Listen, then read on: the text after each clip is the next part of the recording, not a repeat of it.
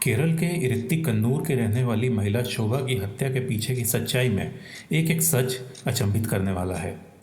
जनवरी 2017 में पुलिस को इस कस्बे के एक पुराने से कुएं में एक महिला की लाश मिली थी।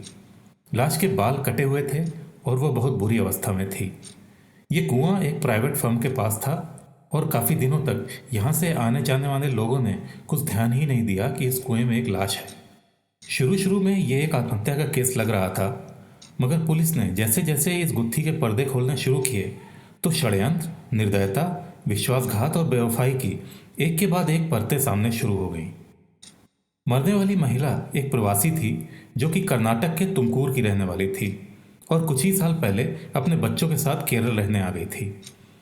महिला के हाथ में कन्नड़ भाषा में उसके पति राजू का नाम लिखा हुआ था और इसी से उस महिला की शिनाख्त हो पाई थी। महिला के जानने वालों ने इसका नाम शोभा बताया और यह भी बताया कि इस महिला के 2 बच्चे भी हैं, आर्यन और अमृता। पुलिस को शोभा की लाश 21 जनवरी को मिली थी और अगले एक हफ्ते में पुलिस ने इस हत्याकांड की गुत्थी को करीब करीब आधा सुलझा लिया था। उस समय तक पुलिस का मानना यह था कि शोभा की हत्या उसके पति राजू ने की होगी और हत्या के बाद वो दोनों बच्चों को अपने साथ लेकर भाग गया होगा। मगर जांच को सही दिशा तब मिली जब पुलिस ने शोभा के मौसा टीके मंजूनाथ को फरवरी में कर्नाटक से अरेस्ट किया। शुरू शुरू में मंजूनाथ का भी यही बयान था कि शोभा की हत्या और बच्चों की गुमशुदगी के पीछे राजू का ही हाथ होगा, मगर अपनी बात से बार बार पलटने वाले मंजूनाथ से सच उगलवाने के लिए पुलिस के पसीने छूट गए थे और आखिरकार उसने ये स्वीकारा कि उसके शोभा के साथ नाजायज संबंध थे, जिसके चलते उससे पीछा छुड़ाने के लिए उसने शोभा की हत्या करके लाश को इस कुएं में फेंक दिया था। पुलिस की लगातार पूछताछ के बाद जब मंजूनाथ ने इस हत्याकांड के पीछे का सच बताना शुरू किया तो पुलिस के भी होश उड़ गए। मंजूनाथ तिमाराजनहल्ली कर्नाटक का रहने वाला है। इसकी गिरफ्तारी के बाद शोभा के पति राजू की गुमशुदगी का राज भी खुलकर सामने आया और पूछताछ के दौरान उसने बताया कि राजू की हत्या हुई थी और यह हत्या उसके और शोभा द्वारा रचे गए एक षड्यंत्र के अंतर्गत की गई थी। पुलिस ने राजू के एक दोस्त का भी बयान लिया जिसने यह बताया कि राजू को शराब की बुरी लत थी, जिसकी वजह से उसके घर की माली हालत खराब होती चली जा रही थी। राजू शराब में मस्त रहता था और इसी बीच शोभा ने अपने मौसा मंजूनाथ के साथ नाजायज संबंध बना लिए थे। मंजूनाथ के बयान के अनुसार राजू को इन दोनों के संबंध के बारे में पता चल गया था, मगर तब तक शोभा और मंजूनाथ एक दूसरे की ज़रूरत बन चुके थे और जिसके चलते इन्होंने ये तय किया कि वो राजू को ही अपने रास्ते से हटा देंगे। उसने बताया कि करीब 1 साल पहले उसने और शोभा ने मिलकर राजू की हत्या की थी और हत्या के बाद वो शोभा और बच्चों के साथ केरल रहने चला गया था।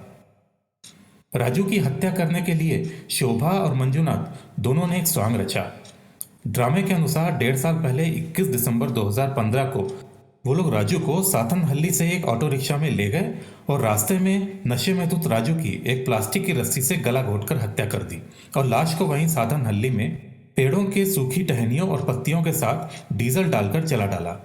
इस बात की पुष्टि नारकोटिक्स सेल के डिप्यूटी सुपरिटेंडेंट वीएन विश्वनाथन ने भी की थी। राजू की हत्या के बाद मंजूनाथ और शोभा केरल में एक शादीशुदा पति पत्नी की तरह रहने लगे थे, मगर इन दोनों के बीच जल्दी ही खटास आना शुरू हो गई। मंजूनाथ एक शादीशुदा व्यक्ति है जिसकी तुमकुर में एक पत्नी और बेटा भी है। मंजूनाथ के मुताबिक जब वो लंबे समय तक शोभा से दूर रहता था तो शोभा उसको धमकी देती थी। वो उसको धमकाती थी कि अपने और मंजूनाथ के संबंधों के बारे में वो मंजूनाथ की पत्नी को बता देगी। वो चाहती थी कि मंजूनाथ अपने परिवार के पास कभी भी वापस न जाए। इन्हीं सब के चलते जब वो आखिरी बार शोभा से मिलने आया तो एक तगड़ी नोकझोंक के बाद उसने शोभा की गला घोंटकर हत्या कर दी और लाश को कुएं में डाल दिया। उसका कहना था कि उसने जब शोभा को मारा उस समय दोनों बच्चे गहरी नींद में सो रहे थे। मंजूनाथ आए दिन शोभा को पैसे की मदद देता रहता था जिससे कि वो छुटकारा पाना चाहता था।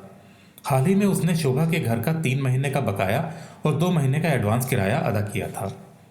मंजूनाथ के इस बयान के बाद अब पुलिस वालों के सामने अगली गुत्थी थी कि आखिरकार शोभा के दोनों बच्चे कहाँ हैं। बार बार अपने बयान से पलटने वाला मंजूनाथ ये कहता था कि वो नहीं जानता कि बच्चे कहाँ हैं, मगर पुलिस की तगड़ी पूछताछ के बाद उसने बताया कि वो बच्चों को मैसूर के एक अनाथ आश्रम में छोड़ाया था। मगर पुलिस ने जब उस अनाथ आश्रम में बच्चों के बारे में पता करने की कोशिश की तो वहां पर उनको बच्चों का कोई सुराग नहीं मिला। इस बात को लेकर मंजूनाथ का झूठ एक बार फिर से सामने आया और फिर और ज़्यादा सख्ती करने पर उसने बताया कि वो बच्चों को अनाथ आश्रम छोड़ने तो गया था, मगर वहाँ पर कागजी कार्रवाई से बचने के लिए उसने बच्चों को मुंबई बेंगलोर की एक ट्रेन में बिठा दिया और खुद फरार हो गया। दोनों हत्याओं की गुत्थी सुलझाने के बाद पुलिस के सामने एक नई गुत्थी अब थी कि 6 साल का आर्यन और 4 साल की अमृता को उनके माँ के हत्यारे मंजुनाथ ने अगर सच में ट्रेन में छोड़ा है तो ये बच्चे अब कहाँ हैं? कहीं वो किसी बेगर माफिया के हाथ तो नहीं लग गए, या फिर उनकी गुमशुदगी के पीछे किसी ह्यूमन ट्रैफिकिंग गैंग का काम तो नहीं है? पुलिस ने इन दोनों बच्चों के पोस्टर्स पूरे देश में रेलवे स्टेशन पर लगाए और अखबार में भी इश्तेहार दिया, मगर कोई भी सफलता हाथ नहीं आई। आखिरकार 2 महीने बाद पुलिस के हाथ एक अच्छी खबर आई, जब उनको ये पता चला कि ये दोनों बच्चे मुंबई के एक चाइल्ड वेलफेयर होम में हैं। वेलफेयर होम ने बताया कि ये बच्चे उनको मुंबई रेलवे पुलिस से मिले थे और मुंबई बेंगलोर ट्रेन में पाए गए थे। इन बच्चों से पूछे गए सारे सवालों का जवाब इन बच्चों ने मलयालम में दिया था, जिससे कि पहले तो केरल पुलिस को व्हाट्सएप और पुलिस द्वारा सूचित किया गया और बाद में केरल पुलिस ने खुद मुंबई आकर इन बच्चों की पहचान की। चाइल्ड वेलफेयर होम ने यह भी बताया कि इन बच्चों को अडॉप्ट करने के लिए करीब 40 पति पत्नी सामने आए थे। हालांकि बाद में बच्चों को उनके चाचा को कानूनी कार्रवाई के तहत सौंप दिया गया।